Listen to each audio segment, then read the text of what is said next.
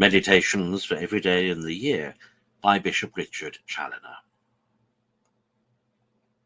Friday, after the third Sunday after Easter. On evening prayer. Consider first that as God is our first beginning, for as much as we are made by him, so is he also our last end, because we are made for him. And therefore, as we ought to begin the day with him, by morning prayer, so we ought to end the day in his company by evening prayer. Morning and evening prayer are like the two daily meals of the soul that ought not upon any account to be omitted, lest the soul should languish and grow sick for want of her daily food.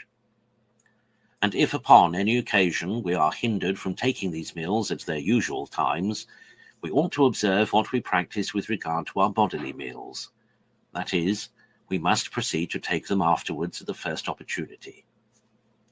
Moreover, as we make it our care that our families, and such as are under our charge, should not want their daily corporal sustenance, so we ought much more to make it our care that their souls may not starve for want of our assembling them to prayer, or seeing that they are regular in this daily exercise. Consider, secondly, that one of the principal businesses of the evening exercise is the daily examination of conscience, which may be made in this manner. 1. Place thyself in the presence of God. Bow thyself down and adore him, and give him thanks for all he has done that day for thee and for the whole world. 2. Earnestly beg his light and grace, that thou mayest discover all thy sins and be heartily sorry for them. 3. Endeavour to call to mind how thou hast spent the day from morning till night, what care thou hast taken to discharge thyself well, both of the common duties of a Christian and of the particular duties of thy station or calling, and especially how thou hast behaved thyself with regard to thy customary failings and thy predominant passions. 4. Endeavour to be heartily sorry for all the sins of the day, and for all the sins of thy whole life, known or unknown.